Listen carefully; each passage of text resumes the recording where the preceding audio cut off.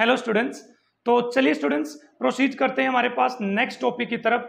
E cell किस तरह से फाइंड आउट करेंगे। लास्ट वीडियो के अंदर हमने ई नोट सेल फाइंड आउट किया था, that is standard electrode potential या जो सेल पोटेंशियल था या जो ईएमएफ थी, स्टैंडर्ड ईएमएफ हमने कैलकुलेट करी थी। और हमने बोला था कि ई सेल निकालने के लिए मतलब जब प्रेस ये मोलर कंसंट्रेशन 1 मोलर से अलग हो जाएंगी और हमारे पास जो कंडीशंस है वो स्टैंडर्ड नहीं रहेंगी, तो उस टाइम पे हम नरस्ट इक्वेशन का यूज करने वाले हैं। तो आइए यहां पर एक जनरल सी इक्वेशन है, उसके लिए नरस्ट इक्वेशन कैसे लिखी जाएगी आप इस चीज को समझने की कोशिश करनी है आपको। चलिए शुरू करते हैं। मान लीजिए कोई मेटल है जिसपे कोई n पॉजिटिव चार्ज है, उसने n इलेक्ट्रॉन ले लिए, उसने m मेटल m बना ले। तो इसके लिए नरस्ट इक्वेशन लिखने का ये तरीका है, E cell is equals to E naught cell. E naught cell पिछली वीडियो में हम निकाल कर आए हैं अभी E naught cell minus R is gases constant, T temperature है, एन है मतलब कितने इलेक्ट्रॉन ये ले रहा है दे रहा है वो है, एफ इज फेराडे, एल को जानते हो आप, नेचुरल लॉग है हमारे पास, प्रोडक्ट की कंसंट्रेशन और यहां पर रिएक्टेंट की कंसंट्रेशन। इसको थोड़ा सा सोल्व करें हम वैल्यूज पुट करने के बाद। ई नोट सेल तो ई नोट सेल रहेगा, आर की वैल्यू 8.314 पुट करके, टेम्परेचर 298 केल्विन पुट करके, फेराडे 96500 पुट करके और एल को LOG में कन्वर्ट करके, क्योंकि L N equal to 2.303 LOG होता है, ये आपको पता होना चाहिए। तो ये जो फाइनल इक्वेशन है हमारे पास वो क्या बन जाएगी, 0.0591 डिवाइड बाय एन फैक्टर। ये ln अब किस में कन्वर्ट हो जाएगा, लॉग में।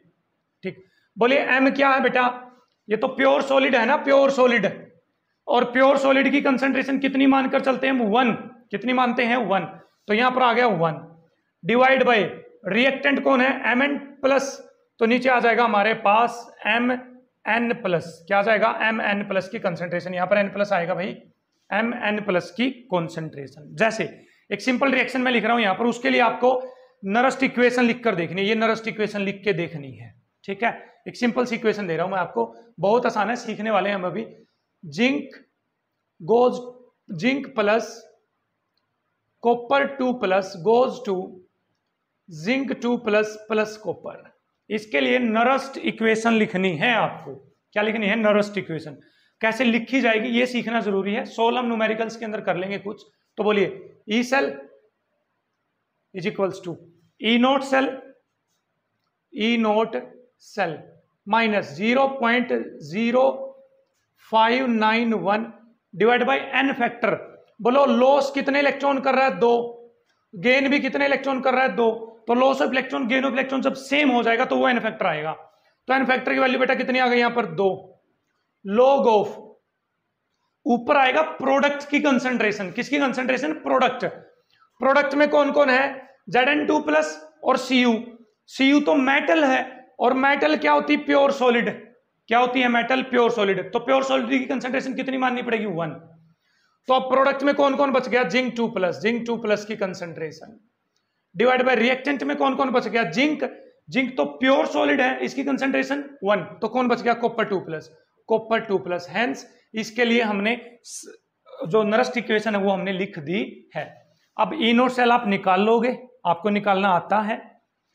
जिंक 2 प्लस की कंसंट्रेशन आपको गिवन होगी 0.01 मोलर, 0.02 मोलर, 1 मोलर नहीं होगी, लेकिन कॉपर 2 प्लस की कंसंट्रेशन आपको गिवन होगी।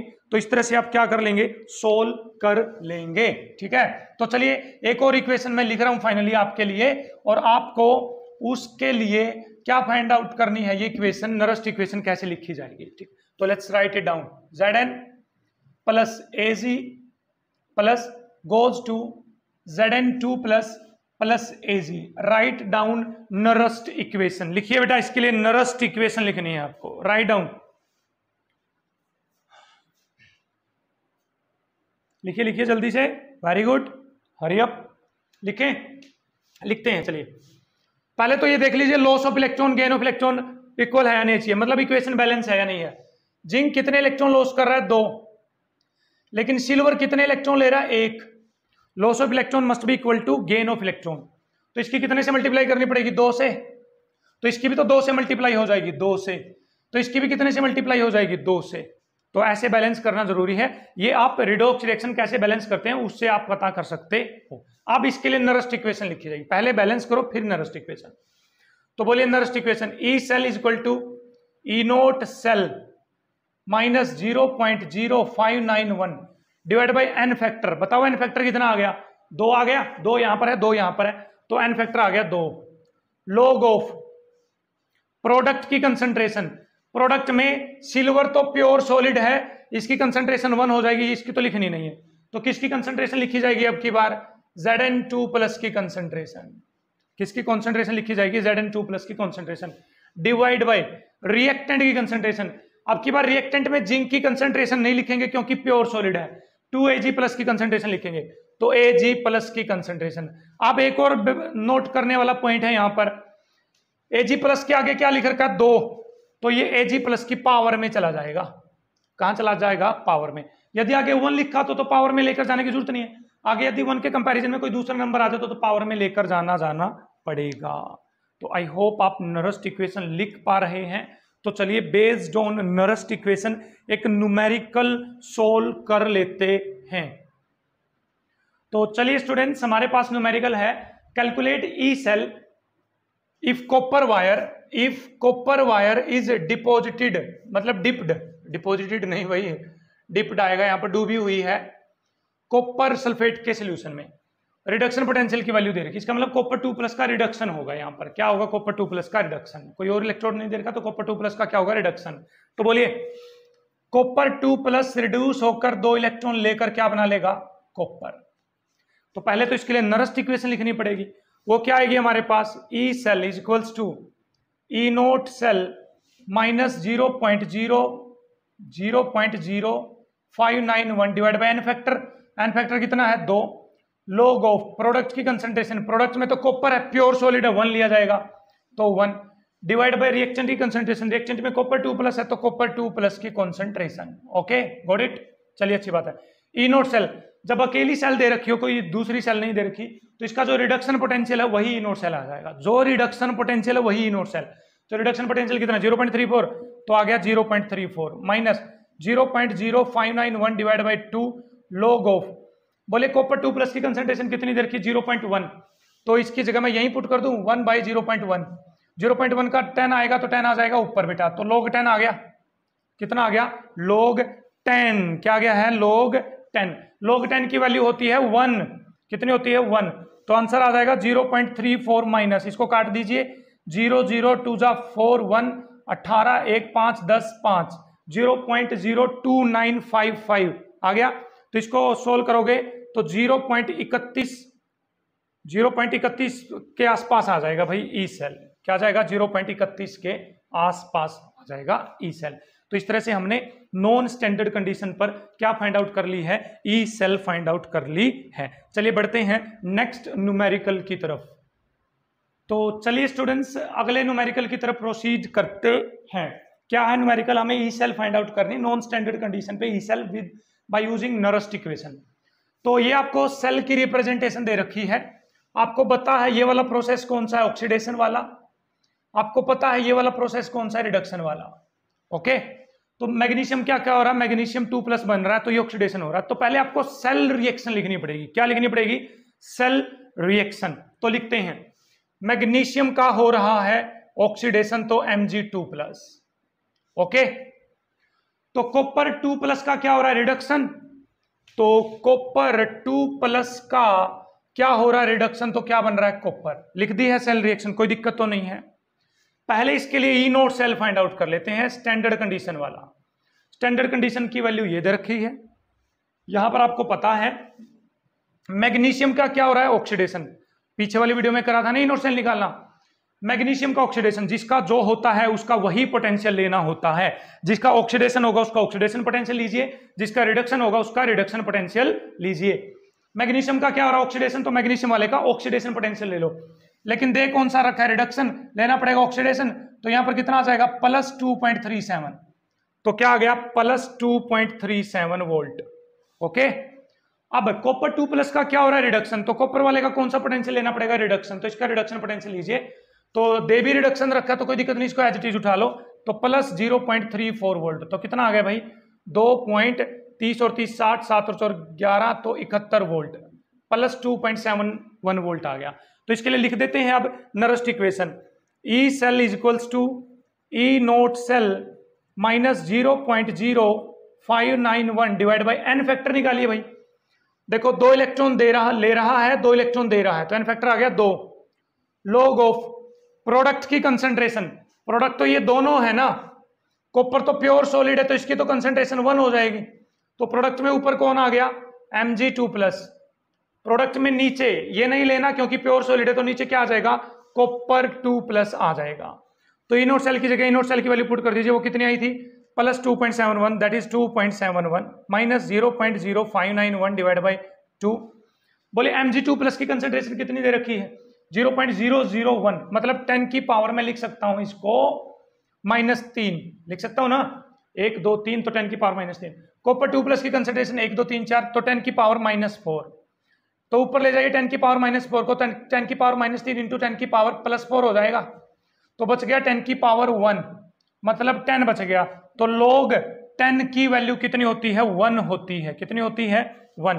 तो 2.71 माइनस 2 से काट दीजिए, 0024 सॉरी 1 9 18 5 10 5 10, तो आ गया 2.71 माइनस 0.2955, जो निकल के आएगा आपके पास 2.68 वोल्ट। क्या निकल के आएगा, 2.68 वोल्ट। तो इस तरह से हम नरस्ट इक्वेशन के न्यूमेरिकल को टैकल करने वाले हैं। आई होप आपको क्लियर है। एक लास्ट न्यूमेरिकल और करते हैं, फिर इस वीडियो को या इस क्लास को वाइंड अप करेंगे। तो चलिए स्टूडेंट्स, इस न्यूमेरिकल को सोल्व करने की कोशिश करते हैं। यहां पर आयरन का क्या हो रहा है, oxidation as you can see. यहां पर हाइड्रोजन का क्या हो रहा है, रिडक्शन। ठीक है, लिख देंगे। देखिए प्लैटिनम का क्या रोल है, प्लैटिनम अभी हमने SHE करा था, स्टैंडर्ड हाइड्रोजन इलेक्ट्रोड।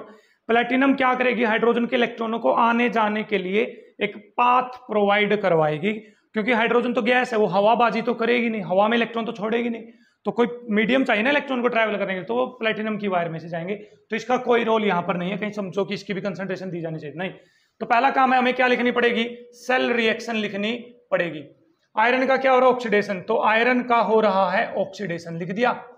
H+ का क्या हो रहा है, रिडक्शन, तो H+ का क्या हो रहा है, रिडक्शन। बैलेंस करना जरूरी है, 2H+। चेक करिए लॉस ऑफ इलेक्ट्रॉन और गेन ऑफ इलेक्ट्रॉन सेम है या नहीं है। आयरन ने 2 इलेक्ट्रॉन क्या किए, गेन। H+ ने 2 इलेक्ट्रॉन लिए, क्योंकि एक हाइड्रोजन 1 इलेक्ट्रॉन लेगी तो 2 हाइड्रोजन 2 इलेक्ट्रॉन लेगी। आयरन ने 2 इलेक्ट्रॉन भाई लॉस करे हैं यहाँ पर, लॉस। और H+ ने 2 इलेक्ट्रॉन क्या किए हैं यहाँ पर, गेन। तो एन फैक्टर की तो वैल्यू पता चलेगी, तुम्हें 2 आएगी, अच्छी बात है। चलते हैं नरस्ट इक्वेशन की तरफ। E cell is equal to E naught cell minus 0.0591, N factor कितना है, 2। लॉग ऑफ प्रोडक्ट में H2 तो गैस है, इसकी कंसेंट्रेशन कंसीडर नहीं करनी है, तो Fe2+ की concentration divide by iron solid है, नहीं करना, H+ की कंसेंट्रेशन। लेकिन आगे कितना लिखा हुआ इसके, 2, तो H+ की पावर कितनी आ जाएगी, 2 आ जाएगी। ठीक है, तो पहले ई नोट सेल निकाल लेते हैं। क्या निकाल लेते हैं, ई नोट सेल। तो ई नोट सेल निकालने का तरीका आपको पता है, जिसका जो होता है उसका वही पोटेंशियल। आयरन का क्या हो रहा है, ऑक्सीडेशन, तो आयरन का कौन सा पोटेंशियल, ऑक्सीडेशन पोटेंशियल। आयरन का दे कौन सा पोटेंशियल रखा है, रिडक्शन, तो इसका ऑक्सीडेशन क्या आ जाएगा, इसके साइन को चेंज कर दीजिए, बस साइन को क्या कर दीजिए, चेंज, तो प्लस 0.444। अब हाइड्रोजन का तो पोटेंशियल दे नहीं रखा, उसका तो 0 होता है, याद करिए क्या होता है, 0। तो ई नोट सेल की वैल्यू यहां पर आ गई है 0.44 minus 0.0591 divide by N factor log of iron की, आयरन 2+ की कंसेंट्रेशन है 0.001, मतलब 10 की पावर -3, तो मैं यहां लिख दूं 10 की पावर -3, कोई दिक्कत तो नहीं है।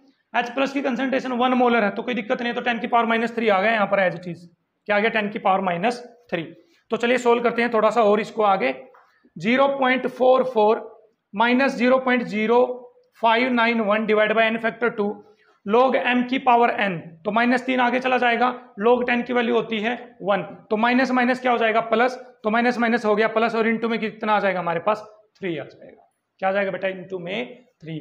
आगे तो भाई सोल्व कर ही लोगे ना, या ये आगे भी नहीं सोल्व होने वाला आपसे, आगे तो कर ही लोगे इसको सोल्व, आई थिंक आप कर लेंगे सोल्व अब आगे तो, ठीक है। इस वैल्यू को जोड़ देना, आंसर आ जाएगा आपके पास। तो इस तरह से नॉन स्टैंडर्ड कंडीशंस पे बाय यूजिंग नरस्ट इक्वेशन हम क्या फाइंड आउट कर सकते हैं, EMF of cell, that is electromotive force of cell. तो आई होप आपको अच्छे से समझ में आया है। जो भी आपको ये लगे डाउट है, आप कमेंट सेक्शन में जाकर कमेंट कर सकते हो, और या फिर आप वीडियो को दोबारा से देखिए, शेयर करिए अपने दोस्तों के साथ और देखते रहिए द 10 क्लासेस। Thank you.